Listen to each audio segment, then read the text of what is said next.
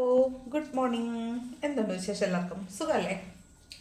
അപ്പോൾ ഞാനിന്ന് വന്നിട്ടുള്ളത് നമ്മുടെ ജനറൽ ഗൈഡൻസ് നോക്കാൻ വേണ്ടിയിട്ടാണ്. ഇന്നത്തെ യൂണിവേഴ്സൽ ഗൈഡൻസ് എന്താണെന്ന് നോക്കാം. ഇന്നത്തെ ദിവസം യൂണിവേഴ്സ് നമുക്ക് തരുന്ന ഗൈഡൻസ് എന്തെല്ലാമാണെന്ന് നോക്കാം. പോസിറ്റീവ് ആയിട്ടിരിക്കണേ.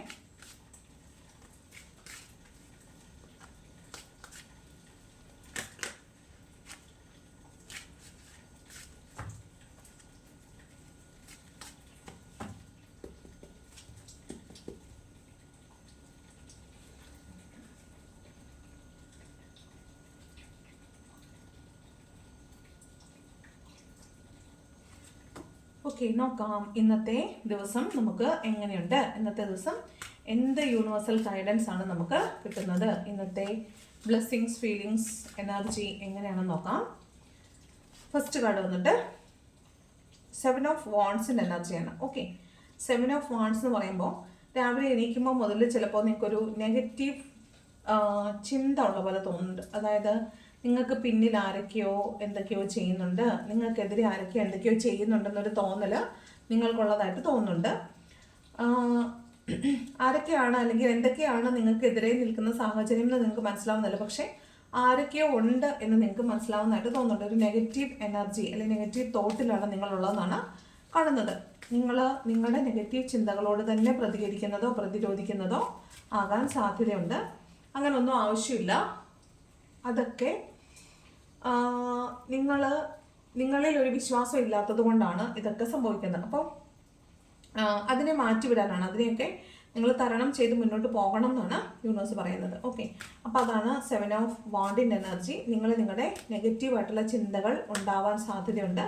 അതിനെ നിങ്ങൾ ഗൈഡൻസ് എന്താണ്, അപ്പോൾ അത് വേണ്ട, അതിൻ്റെ ആവശ്യമില്ല, നിങ്ങൾ മുന്നോട്ട് പോവുക. നെഗറ്റീവ് ചിന്തകളൊന്നും ആവശ്യമില്ല. എന്ത് ചെയ്യണമെന്ന് വിചാരിക്കുന്നോ അതിൽ പൂർണ്ണമായും വിശ്വസിച്ചിട്ട് അത് ചെയ്യുക. എന്ത് കാര്യത്തിനാണോ നിങ്ങൾക്ക് തീരുമാനം വേണ്ടത് പൂർണ്ണമായും അതിൽ വിശ്വസിച്ചിട്ട് തീരുമാനം എടുക്കുക എന്നാണ് പറയുന്നത്. രണ്ടാമത്തെ കാർഡ് വന്നിട്ട് ഏസ് ഓഫ് പെൻറ്റക്കിൾസ് ആണ്. നിങ്ങൾക്ക് ഫിനാൻഷ്യൽ അബണ്ടൻസ് വരുന്നു എന്നാണ്.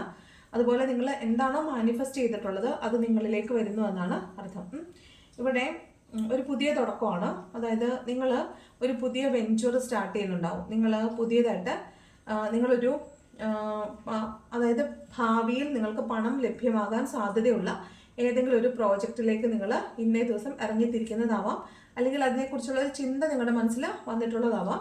ഒരു പുതിയ തുടക്കം എന്നാണ്. അതായത് പണം ഉണ്ടാക്കാനുള്ള ഒരു പുതിയ സീഡ് നിങ്ങൾ കുഴിച്ചിടുന്നു എന്നാണ്. അപ്പോൾ അതാണ് ഏസ് ഓഫ് പെൻറ്റക്കിൾസ് പറയുന്നത്. ഫിനാൻഷ്യൽ അബണ്ടൻസിലേക്കാണ് നിങ്ങൾ പോകുന്നത്. ഇന്നേ ദിവസം നിങ്ങൾക്ക് പണം വന്നു കിട്ടാൻ സാധ്യതയുണ്ട്. നിങ്ങൾക്ക് ഫിനാൻഷ്യൽ അബണ്ടൻസ് ഉണ്ട്. അതുപോലെ എന്താ, കിങ് ഓഫ് പെൻറ്റക്കിൾസ് ആണ്.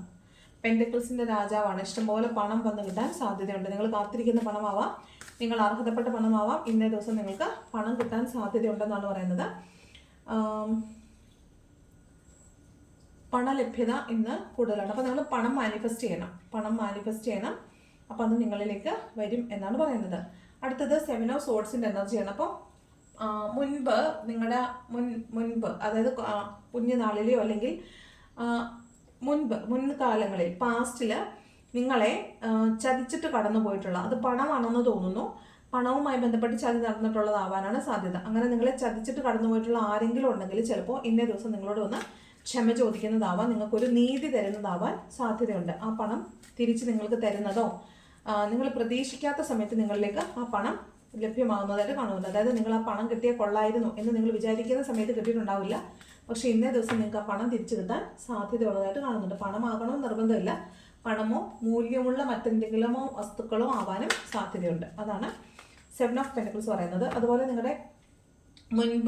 നിങ്ങളുടെ കഴിഞ്ഞ കാലത്ത് നിന്ന് ആരെങ്കിലുമൊക്കെ നിങ്ങളെ കാണാനോ നിങ്ങളോട് സംസാരിക്കാനോ നിങ്ങളെ കാണാൻ വരാനോ നിങ്ങളുമായിട്ട് സംസാരിക്കാൻ, അതായത് ഒരു കമ്മ്യൂണിക്കേഷൻ കിട്ടാനോ ഒക്കെ സാധ്യതയുള്ളതായിട്ട് കാണുന്നുണ്ട്. മുൻപ് അത് കഴിഞ്ഞ കാലത്ത് നിന്ന് നിങ്ങളിലേക്ക് ആരോ ഒരാൾ തിരിഞ്ഞു വരുന്നു. ചിലപ്പോൾ ഒരു ചതിയുടെ കാർഡ് ആയതുകൊണ്ട് തന്നെ ചിലപ്പോൾ നിങ്ങളെ ചതിച്ചിട്ട് കടന്നുപോയ ഒരാൾ ക്ഷമ ചോദിച്ച് വരുന്നതാകാം. വഴക്കുണ്ടാക്കി പിരിഞ്ഞു പോയിട്ടുള്ള ആളുകൾ നിങ്ങളിലേക്ക് തിരിച്ചു വരുന്നതാകാം. അങ്ങനെ എന്തോ ഒരു കാര്യമായിട്ടാണ് കാണുന്നത് 7 ഓഫ് സോർഡ്സ്. അടുത്ത കാണുന്നത് 2 ഓഫ് വാണ്ട്സിൻ്റെ എനർജിയാണ്.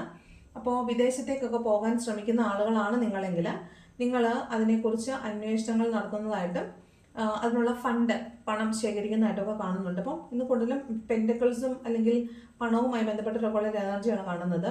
ഇത് വാണ്ടാണെങ്കിൽ പോലും നിങ്ങൾ വിദേശത്തേക്ക് പോകാൻ ശ്രമിക്കുന്ന ഒരാളാണ് എങ്കിൽ നിങ്ങൾ അതുമായി ബന്ധപ്പെട്ടിട്ടുള്ള കാര്യങ്ങളെക്കുറിച്ച് അന്വേഷിക്കുന്നു എന്നാണ്, സെർച്ച് ചെയ്യുന്നു എന്നാണ്. നിങ്ങൾ എവിടെ പോകണം, എങ്ങനെ പോകണം, അല്ലെങ്കിൽ അവിടെ പോയാൽ ആരെങ്കിലും ഉണ്ടോ ഹെൽപ്പ് ചെയ്യാൻ, അങ്ങനെയുള്ള കാര്യങ്ങൾ, അല്ലെങ്കിൽ ഏത് ഏജൻസി വഴി പോകണമെന്ന് തീരുമാനിക്കുന്നതാകാം. അങ്ങനെ എന്തെങ്കിലും ചെയ്യുന്ന ആളുകളുണ്ടെങ്കിൽ നിങ്ങളെ സംബന്ധിച്ച് വളരെ നല്ലൊരു ദിവസമായിട്ടാണ് കാണുന്നത്. നിങ്ങൾ മുന്നോട്ട് തന്നെ പോയിക്കൊള്ളുക. നിങ്ങൾക്ക് നിങ്ങളുടെ ആഗ്രഹം അനുസരിച്ചുള്ള കാര്യങ്ങൾ നടന്നു കിട്ടുമെന്നാണ് 2 ഓഫ് വാണ്ട്സ് പറയുന്നത്. അടുത്ത കാർഡ് ഡെത്ത് ആൻഡ് റീബർത്ത് ആണ്. ഡെത്ത് ആൻഡ് റീബർത്ത് എന്ന് പറയുമ്പോൾ ഇത് 13ാമത്തെ കാർഡാണ്. 13 എന്ന് പറഞ്ഞ ആ ഒരു അക്കത്തിനോട് നമുക്ക് എല്ലാവർക്കും ഒരു ഭയമുണ്ട്.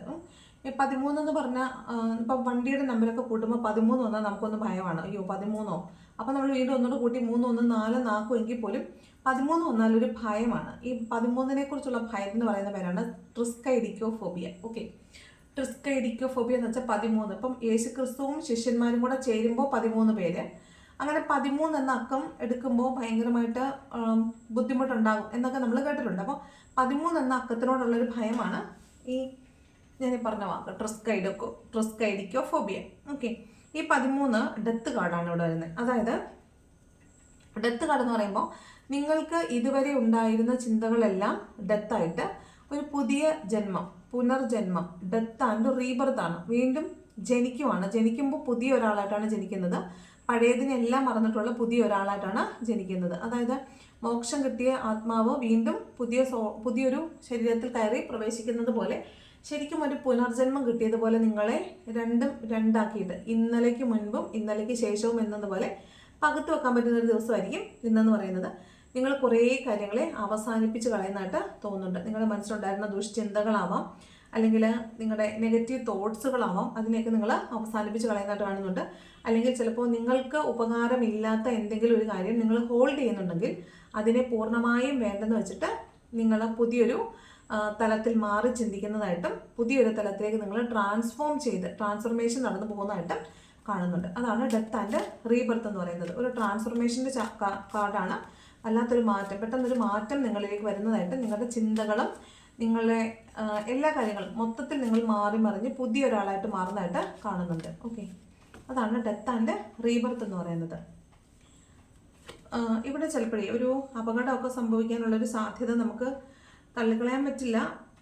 നമ്മൾ തലനാരിഴയ്ക്ക് രക്ഷപ്പെട്ടു എന്നൊക്കെ പറയത്തില്ലേ, അങ്ങനെയുള്ളൊരു കാര്യം കൂടി ഡെത്ത് കാർഡ് വരുമ്പോൾ സംഭവിക്കാൻ സാധ്യതയുണ്ട്.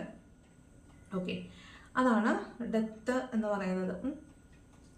ചിലപ്പോൾ നിങ്ങൾ പള്ളിയിലൊക്കെ പോകുമ്പോൾ നിങ്ങൾ ഒരുപാട് തെറ്റുകൾ ചെയ്തു എന്ന് നിങ്ങൾക്കൊരു ബോധ്യം ഉണ്ടെങ്കിൽ നിങ്ങൾ അവിടെ പോയി അച്ഛനോട് കുമ്പസാരിച്ച് നിങ്ങൾ ആ പാപത്തിനെ എല്ലാം ഇല്ലായ്മ ചെയ്തിട്ട് പുതിയ ഒരാളായിട്ട് തുടങ്ങുന്നത് പോലെയാണ്. അപ്പോൾ നിങ്ങൾക്ക് ഇന്നലെ വരെ ചെയ്ത എല്ലാ പാപങ്ങളെയും അവസാനിപ്പിച്ച് ഇന്നൊരു പുതിയ തുടക്കം ഉണ്ടാവുന്നത് പോലെയാണ് ഡെത്ത് ആൻഡ് റീബർത്ത് പറയുന്നത്. ഓക്കെ, അടുത്ത് വന്നിട്ട് 8 ഓഫ് സോർഡ്സിൻ്റെ എനർജിയാണ്. അതായത് നിങ്ങൾ ട്രാപ്പിലായിപ്പോയി, നിങ്ങൾ പെട്ടുപോയി, ഞാൻ ഇരയാക്കപ്പെട്ടു എന്നൊരു ചിന്തയിലാണ് നിങ്ങൾ ഇന്നേ ദിവസം നിൽക്കുന്നത് എങ്കിൽ നിങ്ങൾക്ക് അങ്ങനെ ഒരു ചിന്തയുണ്ടെന്ന് തോന്നുന്നു. അല്ലെങ്കിൽ ഒരു പ്രശ്നം വരുമ്പോൾ നിങ്ങൾ വിചാരിക്കുന്നത് എന്നെ ചതിച്ചതാണ്, ഞാൻ പെട്ടുപോയതാണ്, എനിക്ക് മുന്നോട്ട് പോകാൻ സാധിക്കുന്നില്ല, എനിക്ക് ഒന്നും സാധിക്കുന്നില്ല എന്നാണ് നിങ്ങൾ വിചാരിക്കുന്നെങ്കിൽ അത് നിങ്ങളുടെ തെറ്റായ ധാരണയാണ്. നിങ്ങൾക്ക് മാത്രമേ നിങ്ങളെ ഈ ട്രാപ്പിൽ നിന്ന് രക്ഷിക്കാൻ പറ്റുള്ളൂ. കാരണം നിങ്ങളാണ് കൈയും കണ്ണും കെട്ടിയിട്ട് നിൽക്കുന്നത്. നിങ്ങളാണ് ഒരു ബൗണ്ടറി സെറ്റ് ചെയ്തിട്ട് അതിനുള്ളിൽ ഒതുങ്ങിക്കൂടുന്നത്. നിങ്ങളാണ് നിങ്ങളെ ഒരു ബൗണ്ടറിക്കുള്ളിൽ വെച്ചിട്ട് ഒന്നും ചെയ്യാൻ വിടാതെ വെച്ചേക്കുന്നത്. അപ്പം നിങ്ങൾ എന്ത് ചെയ്യണം? കണ്ണ് അഴിക്കുക, കൈ അഴിക്കുക, നിങ്ങളെ കൊണ്ട് ചെയ്യാൻ പറ്റുന്ന രീതിയിൽ മുന്നോട്ട് പോവുക. എന്ത് സാഹചര്യത്തിലാണോ നിങ്ങൾ ട്രാപ്പായി നിൽക്കുന്നത് അത് ട്രാപ്പായെന്ന് നിങ്ങളുടെ മാത്രം നെഗറ്റീവ് ചിന്തയാണ്. അതിനെ അതിജീവിച്ച് മുന്നോട്ട് പോകാനാണ് യൂണിവേഴ്സ് നിങ്ങളോട് പറയുന്നത്. അതാണ് എൻട്രാപ്മെന്റ് അല്ലെങ്കിൽ വിക്ടിം എന്നൊക്കെ പറയുന്ന ഈ കാർഡ് പറയുന്നത്. 8 ഓഫ് സ്വോർഡ് എന്ന കാർഡ് പറയുന്നത് നിങ്ങളുടെ നെഗറ്റീവ് ചിന്തകളെ മൊത്തം മാറ്റിമറിച്ചിട്ട് നിങ്ങൾ പുതിയ ഒരാളാവാനാണ് യൂണിവേഴ്സ് നിങ്ങളോട് പറയുന്നത്. അടുത്തത് ക്വീൻ ഓഫ് സ്വോർഡ്സിൻ്റെ എനർജിയാണ്. ഇവിടെയും പറയുന്നത് നിങ്ങളൊരു ബൗണ്ടറി സെറ്റ് ചെയ്തിട്ട് അതിനകത്താണ് നിൽക്കുന്നത്. എന്നിട്ട് ആ ബൗണ്ടറി ഭേദിക്കാൻ നിങ്ങൾ റെഡിയല്ല. നിങ്ങൾ എന്നിട്ട് ചോദിക്കുവാണ്, why should I come out of this boundary, why should I answer your questions, why did you do it. അങ്ങനെ കുറേ ക്വസ്റ്റ്യൻസ് നിങ്ങൾ ചോദിക്കുന്നുണ്ട്. നീ എന്തിനാണ് അത് ചെയ്തത്? ഞാൻ എന്തിനാണ് പുറത്ത് വരുന്നത്? നീ ഇങ്ങോട്ടല്ലേ വരേണ്ടത്? അല്ലെങ്കിൽ നീ എന്തിനാണ് അങ്ങനെയൊക്കെ ചെയ്യുന്നത് എന്ന് നിങ്ങൾ 100 ചോദ്യങ്ങൾ ചോദിക്കുന്നതാവാം. നിങ്ങൾക്ക് ഒരുപാട് ചോദ്യങ്ങളുണ്ട്. അല്ലെങ്കിൽ നിങ്ങളെ നിയന്ത്രിക്കുന്ന ഒരാൾ നിങ്ങൾക്ക് മുമ്പിലുണ്ടാവാം. അപ്പോൾ അവർ നിങ്ങളോട് ചോദ്യങ്ങൾ ചോദിക്കുന്നതാകാൻ സാധ്യതയുണ്ട്. ഇവിടെ ഒരു തീരുമാനം എടുക്കാൻ നിങ്ങൾക്ക് സാധിക്കുന്നില്ല. കാരണം ഒരു അൺബൈസ്ഡ് ജഡ്ജ്മെൻറ്റ്, ഒരു അതായത് നിഷ്പക്ഷമായ ഒരു തീരുമാനം എടുക്കാൻ നിങ്ങൾക്ക് സാധിക്കുന്നില്ല. അത് കാരണം നിങ്ങൾക്ക് മനസ്സിൽ ഒരുപാട് ചോദ്യങ്ങളുണ്ട്. നിങ്ങളൊരു പ്രശ്നത്തിൽ അകപ്പെട്ടിരിക്കുകയാണെങ്കിൽ നിങ്ങൾക്ക് തോന്നുന്നത് നിങ്ങൾ വിക്റ്റിമായി എന്നാണ്.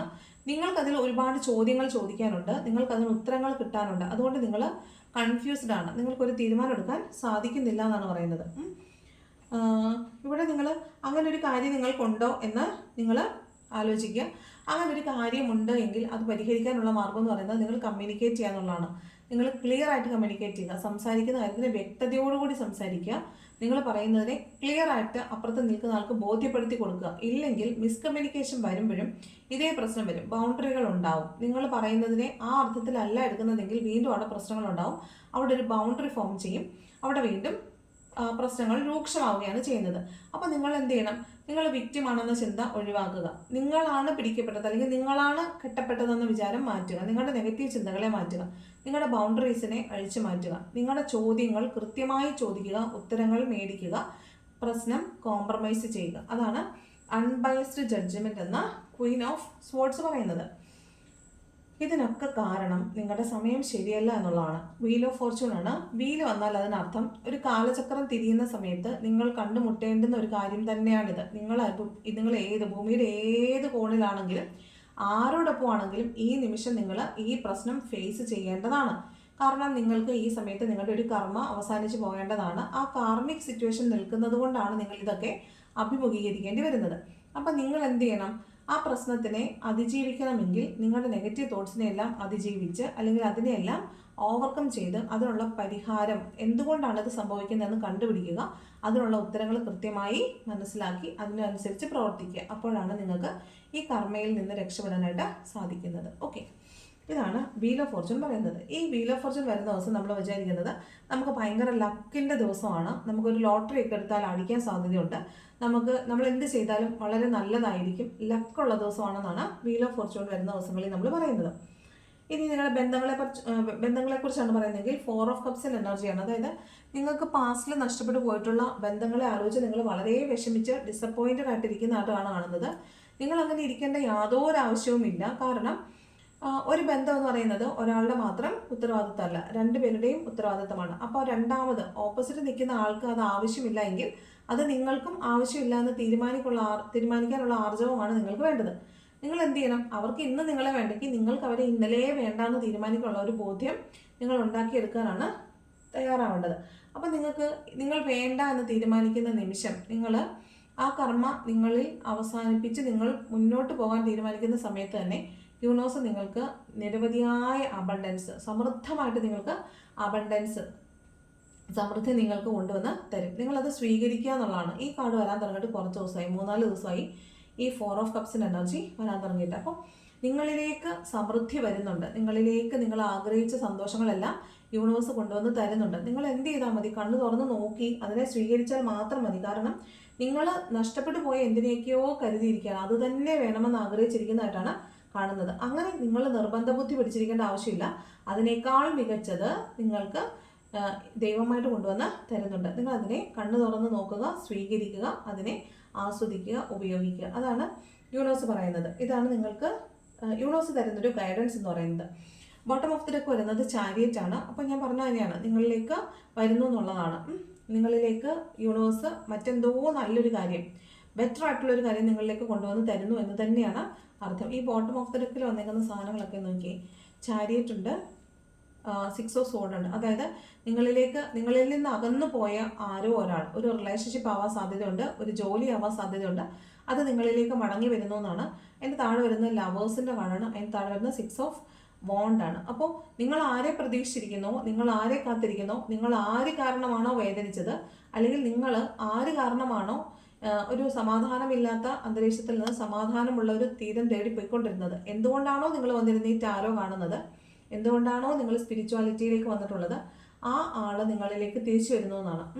ഇത് ജനറൽ റീഡിംഗ് ആണ്, കളക്റ്റീവ് റീഡിംഗ് ആണ്. എല്ലാവർക്കും ഒരുപോലെ റെസണേറ്റ് ആകത്തില്ല.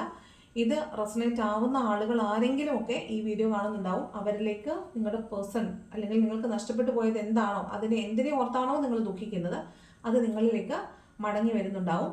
അപ്പോൾ അതിന് നിങ്ങൾക്ക് ഒരു മറുപടി ഇന്ന ദിവസം കിട്ടുമെന്നാണ് പറയുന്നത്. അത് നിങ്ങളിലേക്ക് മടങ്ങി വരുന്നു എന്ന് തന്നെയാണ് ചാരിറ്റി പറയുന്നത്. കാരണം താഴെ ലവേഴ്സും 6 ഓഫ് വാണ്ടും ഒക്കെ ഉണ്ട്. അപ്പോൾ നിങ്ങൾക്ക് വളരെ അനുകൂലമായ സമയമാണ്, നിങ്ങളിലേക്ക് അവർ മടങ്ങി വരുന്നു എന്ന് തന്നെയാണ് ഇവിടെ പറയുന്നത്. ഓക്കെ, അപ്പോൾ അത് യൂണിവേഴ്സ് നിങ്ങൾക്ക് തിരിച്ചു തരുന്നതാണ്. അതിനെ നിങ്ങൾ സ്വീകരിക്കുക എന്നാണ് പറയുന്നത്. അതിനെ നിരുപാധികം അൺകണ്ടീഷണലായിട്ട് സ്വീകരിക്കുക. അത് യൂണിവേഴ്സ് നിങ്ങൾക്ക് തരുന്ന ഗിഫ്റ്റാണ്. അപ്പോൾ കഴിഞ്ഞ ദിവസങ്ങളിലൊക്കെ വളരെ പ്രത്യേകതയുള്ള ദിവസങ്ങളായിരുന്നു. 8/8 പോർട്ടൽ നമ്മൾ മാനിഫെസ്റ്റേഷനൊക്കെ ചെയ്തിട്ടുണ്ട്. ഇന്നലെയാണെങ്കിൽ നമ്മൾ ഫുൾ മൂണിൻ്റെ മാനിഫെസ്റ്റേഷൻ ചെയ്തിട്ടുണ്ടാവും എല്ലാവരും. അപ്പോൾ അതിൻ്റെയൊക്കെ ഒരു ഫലം നിങ്ങൾ മാനിഫെസ്റ്റ് ചെയ്തിട്ടുണ്ടെങ്കിൽ, ആത്മാർത്ഥമായിട്ട് മാനിഫെസ്റ്റ് ചെയ്തിട്ടുണ്ടെങ്കിൽ ഉറപ്പായിട്ടും അതിന് യൂണിവേഴ്സ് നിങ്ങൾക്ക് മറുപടി തരും. അതിനുള്ള ഫലം നിങ്ങൾക്ക് കിട്ടും. ആ മാനിഫെസ്റ്റേഷൻ വേണമോ വേണ്ടയോ എന്നുള്ളത് ആദ്യം ആലോചിക്കുക. വേണമെന്നാണ് തീരുമാനിക്കുന്നതെങ്കിൽ 100% വിശ്വസിച്ചുകൊണ്ട് മുന്നോട്ട് പോവുക. തീർച്ചയായിട്ടും നിങ്ങൾക്ക് അതിനുള്ള പ്രതിഫലം യൂണിവേഴ്സ് തരും. ഓക്കെ, അതിന് നിങ്ങൾക്ക് സംശയം വിചാരിക്കേണ്ട ആവശ്യമില്ല. സംശയം വിചാരിച്ചാലാണ് നമുക്കത് കിട്ടാനുള്ള സാധ്യത കുറഞ്ഞു പോകുന്നത്. അപ്പോൾ മാനിഫെസ്റ്റേഷൻ നന്നായിട്ട് ചെയ്യുക, പൂർണ്ണമായും വിശ്വസിക്കുക, യൂണിവേഴ്സിൽ വിശ്വസിച്ചുകൊണ്ട് മുന്നോട്ട് പോവുക. ഓക്കെ, അപ്പോൾ ഇതാണ് ഇന്നത്തെ റീഡിംഗ് എന്ന് പറയുന്നത്. ഏഞ്ചൽസ് ഗൈഡൻസ് എന്താണെന്ന് നോക്കാം. ഫസ്റ്റ് കാർഡ് വന്നിട്ട് കമ്മ്യൂണിക്കേറ്റ് ക്ലിയർലി. ഞാൻ ആദ്യം എന്താ പറഞ്ഞത്, കമ്മ്യൂണിക്കേഷൻ വേണമെന്ന് പറഞ്ഞായിരുന്നോ? ക്വീൻ ഓഫ് സോൾസിൻ്റെ എനർജി പറഞ്ഞപ്പോൾ ഞാൻ പറഞ്ഞില്ലേ, കട്ടൻ ഡ്രൈവായിട്ട് എന്തൊക്കെ ചോദ്യങ്ങളുണ്ടോ അതെല്ലാം കൃത്യമായി ചോദിക്കുക, അതിനുള്ള ഉത്തരങ്ങൾ മേടിക്കുക. മെൻ്റൽ ക്ലാരിറ്റി വന്നാൽ മുന്നോട്ട് പോവുക, അല്ലെങ്കിൽ അതവിടെ ഡ്രോപ്പ് ചെയ്യുക. Communicate clearly. അടുത്ത കാർഡ് വന്നിട്ട് അബണ്ടൻസ്. കണ്ടോ, അബണ്ടൻസ് ആണ്, സമൃദ്ധിയാണ്. അതാണ് ഇവിടെയും പറഞ്ഞത്. ഏസ് ഓഫ് പെൻറ്റക്കിൾസിൻ്റെ കാർഡും കിങ് ഓഫ് പെൻറ്റക്കിൾസിൻ്റെ കാർഡും പറഞ്ഞത് സമൃദ്ധി നിങ്ങളിലേക്ക് വരുന്നു എന്നാണ്. ഓക്കെ, സമൃദ്ധി നിങ്ങളിലേക്ക് വരുന്നു. അടുത്ത കാർഡ് വന്നിട്ട് നോ നീഡ് ടു വറി. നിങ്ങളൊന്നും പേടിക്കണ്ട. നോ നീഡ് ടു വറി മടിയിലുണ്ട്, യെസ്സും ഉണ്ട്. Okay, no need to worry ഉണ്ട്, പേടിക്കണ്ട, എല്ലാം ഭദ്രമാണ്. യൂണിവേഴ്സ് നിങ്ങൾക്ക് എല്ലാം പോസിറ്റീവായിട്ട് കൊണ്ടുവന്ന് തരുന്നുണ്ട്. നിങ്ങളത് സ്വീകരിച്ചാൽ മാത്രം മതി. നഷ്ടപ്പെട്ടു പോയതിനെ ഓർത്ത് നിങ്ങൾ ദുഃഖിക്കേണ്ട. നിങ്ങൾക്ക് എന്താണോ നല്ലത് അത് യൂണിവേഴ്സ് നിങ്ങൾക്ക് കൊണ്ടുവരുന്നുണ്ട്. അത് നിങ്ങൾ സ്വീകരിച്ചാൽ മാത്രം മതി എന്നാണ് യൂണിവേഴ്സ് പറയുന്നത്. അപ്പോൾ ഇതാണ് ഇന്നത്തെ യൂണിവേഴ്സൽ ഗൈഡൻസ് എന്ന് പറയുന്നത്. ഇഷ്ടപ്പെട്ടാൽ ലൈക്ക് ചെയ്യുക, ഇഷ്ടപ്പെട്ടില്ലെങ്കിൽ ഡിസ്ലൈക്ക് ചെയ്യുക. ഓക്കെ, കമൻറ്റ് ചെയ്യാൻ താല്പര്യമുള്ളവർ കമൻറ്റും കൂടെ ചെയ്യുക. നിങ്ങൾക്കിത് റെസണേറ്റ് ആവുന്നുണ്ടോ എന്ന് പറയാൻ മറക്കരുത്. പ്രത്യേകിച്ചും ഏതെല്ലാം കാര്യങ്ങൾ റെസണേറ്റ് ആവുന്നോ ആ ഭാഗം വരുമ്പോൾ നിങ്ങൾ ഇന്ന കാര്യം നിങ്ങൾക്ക് റെസണേറ്റ് ആയി എന്ന് പറഞ്ഞാൽ വളരെ സന്തോഷം. എന്നോട് ഒത്തിരി പേര് പേഴ്സണൽ മെസ്സേജ് അയച്ചിട്ട് എന്നോട് ഓരോ ദിവസവും വീഡിയോസ് റെസണേറ്റ് ആവുന്ന കാര്യം പറയാറുണ്ട്. Thank you so much. അത് പേഴ്സണലി പറയുമ്പോൾ അത് ഞാൻ മാത്രമേ അറിയുള്ളൂ. റെസണേറ്റ് ആവുന്നുണ്ടോ ഇല്ല എന്നുള്ളത് നിങ്ങൾ കമൻറ്റിൽ വന്ന് പറഞ്ഞാൽ വലിയ ഉപകാരം. ഓക്കെ, കുറേ പേരൊക്കെ പറയുന്നുണ്ട് തട്ടിപ്പാണ് വെട്ടിപ്പാണ്, ഇവർ വെറുതെ വന്നിരുന്ന് വായിക്കുന്നതാണ്, കയ്യിൽ നിന്നിട്ട് പറയുന്നതാണെന്നൊക്കെ. ഓക്കെ, വിശ്വാസമില്ല എങ്കിൽ ഇറ്റ്സ് ഓക്കെ. എല്ലാം വിശ്വാസമാണ്. നമുക്ക് പൂർണ്ണമായും വിശ്വാസം ഉണ്ടെങ്കിൽ മാത്രം ടാരോ കാണുക, അല്ലെന്നുണ്ടെങ്കിൽ വിട്ട് കളയുക. ആരും നിർബന്ധിച്ച് ടാരോ കാണാൻ വിളിച്ച് വരുത്തുന്നില്ല. അപ്പോൾ നിങ്ങളുടെ ഇഷ്ടമാണ്. എപ്പോഴും പോസിറ്റീവും നെഗറ്റീവും ഉണ്ട്. അമ്മയെ തല്ലിയാലും 2 അക്ഷരമുണ്ട്. അപ്പോൾ അത് നിങ്ങളുടെ ഇഷ്ടമാണ്. നിങ്ങൾക്ക് കാണാൻ ഇഷ്ടമുണ്ടെങ്കിൽ കാണുക, ഇഷ്ടമല്ലെങ്കിൽ കാണാതിരിക്കുക. ഇഷ്ടപ്പെട്ടാൽ ലൈക്ക് ചെയ്യുക, ഇഷ്ടപ്പെട്ടില്ലെങ്കിൽ ഡിസ്ലൈക്ക് ചെയ്യുക. കമൻറ്റ് വെച്ചാൽ നിങ്ങൾ ഇഷ്ടപ്പെട്ടില്ലെങ്കിൽ റെസണേറ്റ് ആയില്ല എന്ന് കമൻറ്റ് ചെയ്യേണ്ട. കാരണം പേഴ്സണൽ റീഡിംഗ് അല്ല ഇത്, ജനറൽ റീഡിംഗ് ആണ്. അപ്പോൾ എല്ലാവർക്കും എല്ലാം റെസണേറ്റ് ആവത്തില്ല. നിങ്ങളുടെ പേഴ്സണൽ റീഡിംഗ് എടുത്തിട്ട് റെസണേറ്റ് ആയില്ലെങ്കിൽ അത് പറയുന്നതിലൊരു മര്യാദയുണ്ട്. ജനറൽ റീഡിംഗ് എടുത്തിട്ട് ഇത് എൻ്റെ അല്ല, ഇത് ഇങ്ങനെ അല്ല എന്ന് പറഞ്ഞാൽ നിങ്ങളുടെ അല്ല, ഇത് നിങ്ങളുടെ ആരുടെ അല്ല. ഇത് ജനറൽ ആയിട്ടുള്ള റീഡിംഗ് ആണ്. ആരുടെയും എനർജി പിക്ക് ചെയ്ത റീഡിങ്സ് അല്ല, ഇത് ജനറൽ റീഡിംഗ് ആണ്. അപ്പോൾ ഇത് ആർക്കും ഫുള്ളായിട്ട് റെസണേറ്റ് ആവത്തില്ല. കുറേ പേർക്ക് കുറേ കാര്യം, മറ്റു കുറേ പേർക്ക് വേറെ കുറേ കാര്യം, അങ്ങനെ എനിക്ക് റെസണേറ്റ് ആവുന്നത്. അപ്പോൾ റെസണേറ്റ് ആവുന്ന കാര്യങ്ങൾ എടുക്കുക, അല്ലാത്ത കാര്യങ്ങൾ നിങ്ങളുടേതല്ലെന്ന് കരുതി വിട്ടയക്കുക. ഓക്കെ, നെഗറ്റീവായിട്ടുള്ള ഒരു കാര്യങ്ങളും നിങ്ങളുടെ ലൈഫിലേക്ക് അത് സംഭവിക്കുമോ, അങ്ങനാണോ ഇങ്ങനാണോ എന്നൊന്നും ചിന്തിക്കരുത്. ഓക്കെ, അപ്പോൾ ഇതാണ് ഇന്നത്തെ റീഡിങ്. ഓക്കെ, അപ്പോൾ ഞാൻ പോട്ടെ. Tata, bye bye, see U.